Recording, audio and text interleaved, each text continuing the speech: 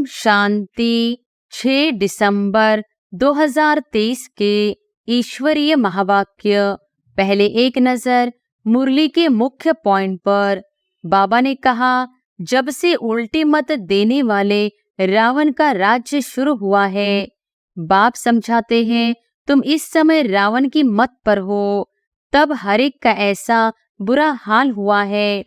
जिसने गीता गाई है उसने ही राय दी है। कहते हैं, मैं तुमको राजयोग सिखाने फिर से आया हूँ। गीता में ही यह बात है कि आसुरी सृष्टि का विनाश और दैवी सृष्टि की स्थापना फिर से होती है। बाबा प्रबल है पावन बनाने में, इसलिए उनको सर्वशक्तिमान पतित पावन कहा जाता है। और फिर माया प्रबल है पतित बनाने में।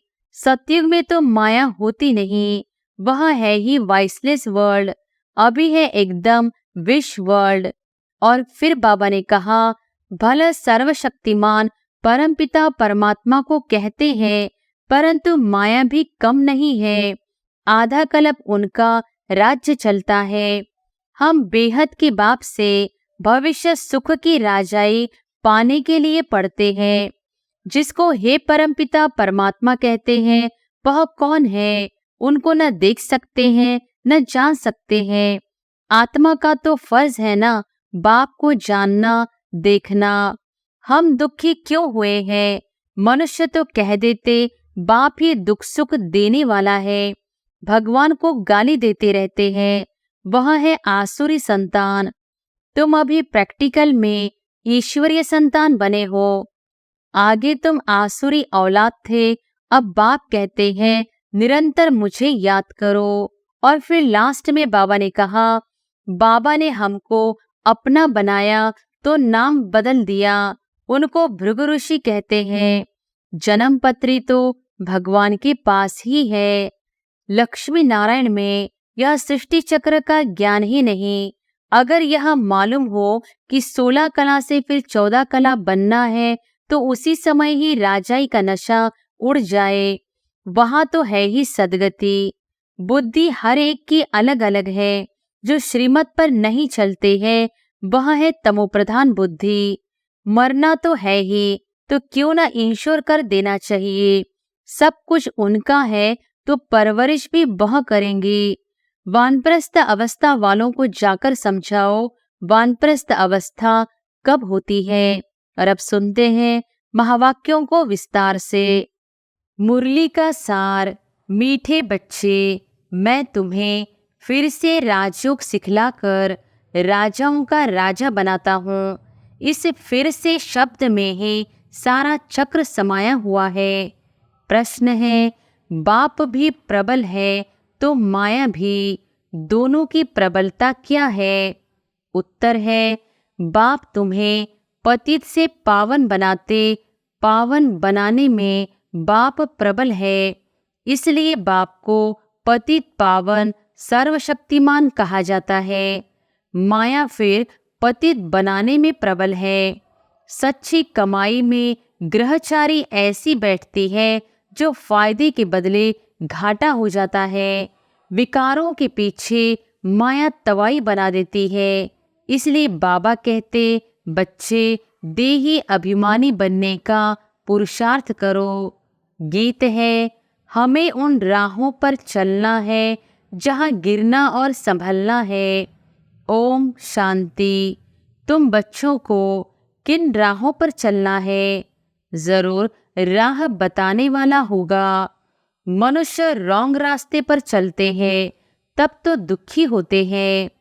अभी कितने दुखी है क्योंकि उनकी मत पर नहीं चलते। सब उल्टी मत पर चलते आए हैं। जब से उल्टी मत देने वाले रावण का राज्य शुरू हुआ है। बाप समझाते हैं, तुम इस समय रावण की मत पर हो। तब हर एक का ऐसा बुरा हाल हुआ है। सब अपने को पतित कहते भी हैं। गांधी बापूजी भी कहते थे, पतित पावन आओ। गोया हम पतित हैं, परंतु कोई भी समझते नहीं कि हम पतित कैसे बने हैं। चाहते हैं भारत में राम राज्य हो, परंतु कौन बनाएगा। गीता में बाप ने सब बातें समझाई है, परंतु गीता के भगवान का ही नाम उल्टा लगा दिया है। बाप समझाते हैं, तुमने क्या कर दिया है। क्राइस्ट की बाइबल में पोप का नाम डाल दे तो कितना नुकसान हो जाए। यह भी ड्रामा है। बाप बड़े से बड़ी भूल समझाते हैं। यह आदि मध्य अंत का ज्ञान गीता में है। बाप समझाते हैं, मैं तुमको फिर से राजाओं का राजा बनाता हूँ। तुमने 84 जन्म कैसे लिए यह तुम नहीं जानते हो, हम बताते हैं। यह कोई भी शास्त्र में नहीं है। शास्त्र तो अनेक है, भिन्न भिन्न मतें हैं। गीता माना गीता, जिसने गीता गाई है उसने ही राय दी है। कहते हैं, मैं तुमको राजयोग सिखाने फिर से आया हूँ। तुम पर माया का परछाया पड़ गया है। अभी फिर से मैं आया हूँ। गीता में भी कहते हैं, हे भगवान फिर से गीता सुनाने आओ, अर्थात फिर से गीता की नॉलेज दो। गीता में ही यह बात है कि आसुरी सृष्टि का विनाश और दैवी सृष्टि की स्थापना फिर से होती है। फिर जरूर कहेंगे, गुरु नानक फिर से आएगा अपने समय पर। चित्र भी दिखाते हैं, श्री कृष्ण भी फिर से वही मोर मुकुट वाला होगा। तो यह सब राज गीता में है, परंतु भगवान को बदल दिया है। हम ऐसे नहीं कहते कि गीता को नहीं मानते, परंतु उसमें जो यह उल्टा नाम मनुष्यों ने डाल दिया है उसको बाप आ करके सीधा करके समझाते हैं। यह भी समझाते हैं, हर एक आत्मा में अपना अपना पाठ नूंदा हुआ है। सब एक समान नहीं हो सकते। जैसे मनुष्य माना मनुष्य, वैसे आत्मा माना आत्मा, परंतु हर एक आत्मा में अपना पाठ भरा हुआ है। यह बातें समझाने वाला बड़ा बुद्धिमान चाहिए। बाप जानते हैं कौन समझा सकते हैं, कौन सर्विस करने में समझदार है, किसकी लाइन क्लियर है।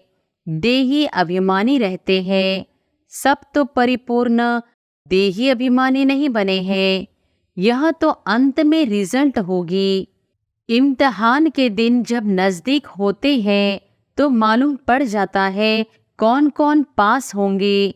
टीचर्स भी समझ सकते हैं और बच्चे भी समझते हैं कि यह सबसे तीखा है। वहाँ तो ठगी आदि भी हो सकती है, यहाँ तो यह बात हो न सके। यह तो ड्रामा में नोंद है, कल पहले वाले ही निकलेंगे। हमें पता चलता है सर्विस की रफ्तार से। इस सच्ची कमाई में घाटा और लाभ, ग्रहचारी आदि आती है। चलते चलते टांग टूट पड़ती है। गंधर्वी विवाह करने बाद फिर माया एकदम तवाई बना देती है। माया भी बड़ी प्रबल है। बाबा प्रबल है पावन बनाने में, इसलिए उनको सर्वशक्तिमान पतित पावन कहा जाता है। और फिर माया प्रबल है पतित बनाने में। सतयुग में तो माया होती नहीं, वह है ही वाइसलेस वर्ल्ड। अभी है एकदम विश वर्ल्ड। कितनी जबरदस्त प्रबलता है। चलते चलते माया एकदम नाक से पकड़ तवाई बना देती है, फारकती दिला देती है, इतनी प्रबल है। भला सर्वशक्तिमान परमपिता परमात्मा को कहते हैं, परंतु माया भी कम नहीं है।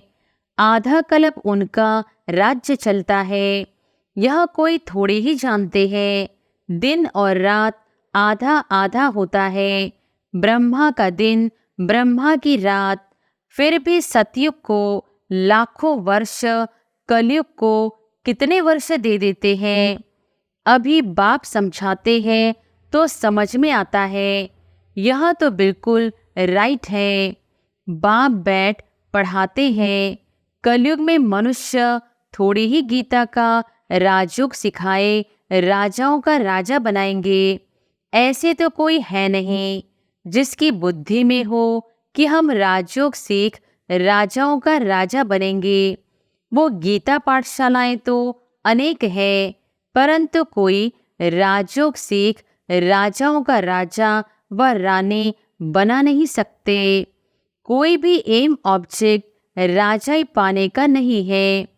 यहाँ तो कहते हो हम बेहद के बाप से भविष्य सुख के राजाई पाने के लिए पढ़ते हैं।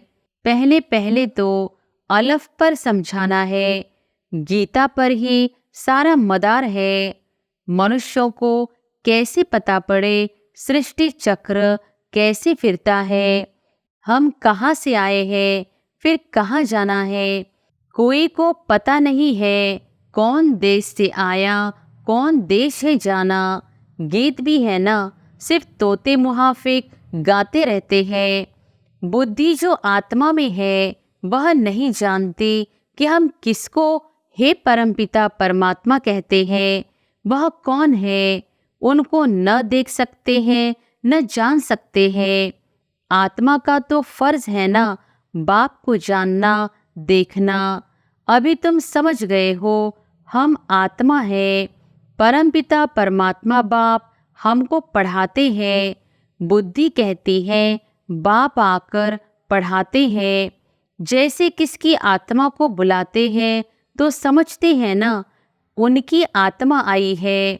तो तुम समझते हो हम आत्मा है, हमारा वह बाप है। बाप से जरूर वर्षा मिलना चाहिए। हम दुखी क्यों हुए हैं? मनुष्य तो कह देते बाप ही सुख दुख देने वाला है। भगवान को गाली देते रहते हैं। वह है आसुरी संतान।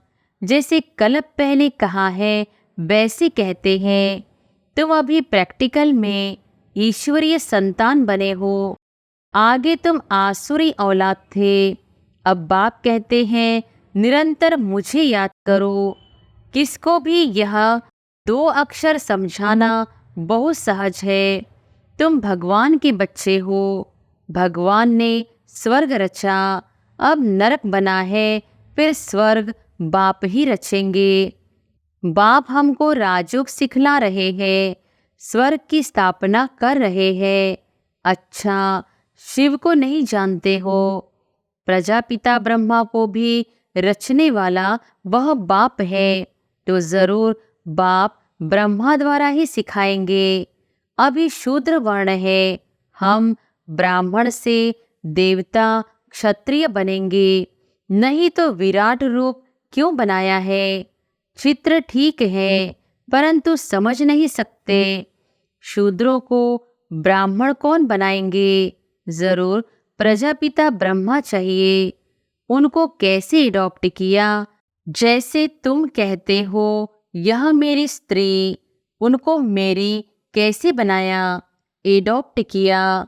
बाप कहते हैं मुझे भी मात पिता कहते हो, मैं बाप तो हूँ, मेरी कहाँ से लाऊं? तो इनमें प्रवेश कर इनका नाम ब्रह्मा रखता हूँ। स्त्री एडॉप्ट की जाती है। जैसे लौकिक बाप स्त्री को एडॉप्ट कर कुखवंशावली रचते हैं। बाबा ने फिर इनमें प्रवेश कर इनको एडॉप्ट कर इनके मुख द्वारा मुखवंशावली बनाई है। तुम कहते हो हम ब्राह्मण ब्राह्मणियां हैं। जरूर इनका ही नाम ब्रह्मा है। ब्रह्मा किसका बच्चा? शिव बाबा का। इनको किसने अडॉप्ट किया? बेहद के बाप ने। दृष्टांत बड़ा अच्छा है, परंतु जिसकी बुद्धि में बैठा होगा वह समझा सकेंगे। बुद्धि में नहीं होगा तो उनको समझाने आएगा ही नहीं। लौकिक और पारलौकिक बाप तो है ना, वह भी स्त्री को एडॉप्ट कर मेरी कहते हैं। यह फिर इनमें प्रवेश कर एडॉप्ट करते हैं। खुद कहते हैं मुझ निराकार को इनका आधार लेना पड़ता है, तो नाम भी बदली करता हूँ। एक ही टाइम कितनों के नाम रखे? नाम की लिस्ट भी तुम्हारे पास होनी चाहिए। प्रदर्शनी में नाम की लिस्ट भी दिखानी चाहिए। बाबा ने कैसे एक ही समय नाम रखे। बाबा ने हमको अपना बनाया तो नाम बदलाया। उनको भृगु ऋषि कहते हैं। जन्म पत्री तो भगवान के पास ही है। वंडरफुल नाम है। अब सभी तो है नहीं, कोई तो आश्चर्यवन भागंती हो गए। आज है कल है नहीं। नंबर 1 दुश्मन है काम। यह काम विकार बहुत तंग करता है। उस पर जीत पानी है। गृहस्थ व्यवहार में इकट्ठे रहकर उन पर जीत पानी है। यह है प्रतिज्ञा। अपनी वृत्ति देखनी है। कर्मेंद्रियों से विकर्म नहीं करना है। तूफान तो सबको आते हैं, इसमें डरना नहीं है। बाबा से बहुत बच्चे पूछते हैं यह धंधा करे व नहीं करे। बाबा लिखते हैं, मैं कोई तुम्हारे धंधे आदि को देखने आया हूँ क्या? मैं तो टीचर हूँ, पढ़ाने के लिए। धंधे की बात हमसे क्यों पूछते हो? मैं तो राजयोग सिखाता हूँ। रुद्र यज्ञ भी गाया हुआ है, श्री कृष्ण यज्ञ नहीं। बाप कहते हैं लक्ष्मी नारायण में यह सृष्टि चक्र का ज्ञान ही नहीं। अगर यह मालूम हो कि 16 कला से फिर 14 कला बनना है तो उसी समय ही राजाई का नशा उड़ जाए। वहाँ तो है ही सदगति। सदगति दाता तो एक है, वही आकर युक्ति बताते हैं, दूसरा कोई बतला न सके। पहले पहले यह बात उठाओ कि किसने कहा है काम महाशत्रु है। यह भी गाते हैं विश वर्ल्ड और वॉइसलेस वर्ल्ड। भारत में ही रावण को जलाते रहते हैं, सतयुग में थोड़ी ही जलाएंगे। अगर यह कहते हैं कि अनादि है, सतयुग में भी था, फिर तो सब जगह दुख ही दुख होगा। फिर स्वर्ग कैसे कहेंगे? यह बातें समझानी है। हर एक की रफ्तार अपनी है। पता लग जाता है कौन अच्छी रफ्तार वाला है। संपूर्ण तो कोई बने नहीं है, बाकी हाँ सतो रजो तमो तो होते ही है। बुद्धि हर एक की अलग अलग है। जो श्रीमत पर नहीं चलते हैं वह है तमोप्रधान बुद्धि। अपने को इंश्योर नहीं करेंगे तो भविष्य 21 जन्मों के लिए कैसे मिलेगा? मरना तो है ही, तो क्यों न इंश्योर कर देना चाहिए। सब कुछ उनका है तो परवरिश भी वह करेंगे। भले कोई सब कुछ देते हैं परंतु सर्विस नहीं करते। जो दिया वह खाते रहते हैं तो बाकी जमा क्या होगा? कुछ भी नहीं। सर्विस का सबूत चाहिए। देखा जाता है कौन पंडे बनाते हैं। नए बेके भी आपस में सेंटर चलाते हैं, उनको भी आफरीन दी जाती है। यह नॉलेज तो बड़ी सहज है। वानप्रस्थ अवस्था वालों को जाकर समझाओ वानप्रस्थ अवस्था कब होती है। बाप ही गाइड बन सबको ले जाएंगे। तुम जानते हो बाप ही कालों का कान है। हम तो खुशी से बाबा के साथ इकट्ठे जाना चाहते हैं।